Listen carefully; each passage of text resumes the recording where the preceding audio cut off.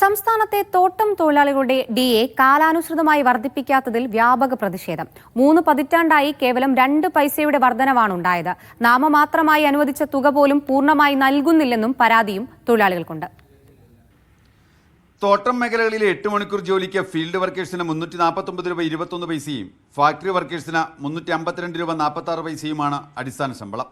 DA 139 രൂപ 46 പൈസ.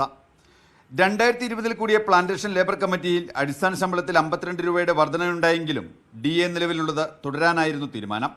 1976 നിശ്ചയിച്ച 8 പൈസ DA പോലും തോട്ടം തൊഴിലാളികൾക്ക് നൽകിയിട്ടില്ല. പോയിന്റിന് 1 പൈസ കുറച്ച് 7 പൈസയാണ് നിലവിൽ നൽകുന്നത്. പതിറ്റാണ്ടുകളായി ഈ വഞ്ചന തുടരുന്നുവെന്നും തൊഴിലാളികൾ പറയുന്നു. പ്ലാന്റേഷൻ മേഖലയിൽ പണിയെടുക്കുന്ന തൊഴിലാളികൾക്ക് 1976 നിശ്ചയിച്ച ആ 8 പൈസ DA കൂടി ഇതുകാലം വരെ നിശ്ചയിച്ചിട്ടില്ല. ഇപ്പോഴും ഞങ്ങൾക്ക് നിശ്ചയിച്ചിരിക്കുന്നത് 7 പൈസയാണ്. മിനിമം വേജസ് ആക്ട് പ്രകാരമുള്ള 87 തൊഴിൽ മേഖലകളിൽ 85 എണ്ണത്തിലും നിയമാനുസൃത DA ലഭിക്കുമ്പോഴാണ് തോട്ടം തൊഴിലാളികൾ അവഗണിക്കപ്പെടുന്നത്. 3.5 ലക്ഷത്തോളം പേരെ ബാധിക്കുന്ന വിഷയത്തിൽ പ്രമുഖ തൊഴിലാളി സംഘടനകൾ മൗനം തുടരുകയാണെന്നും ആരോപണമുണ്ട്.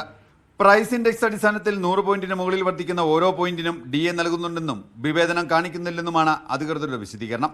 അടിസ്ഥാന പോയിന്റ് 400 എന്നത് 2050 മാറിയിട്ടും അതനുസരിച്ചുള്ള വർധനയുണ്ടായിട്ടില്ലെന്നും പരാതിയുണ്ട്.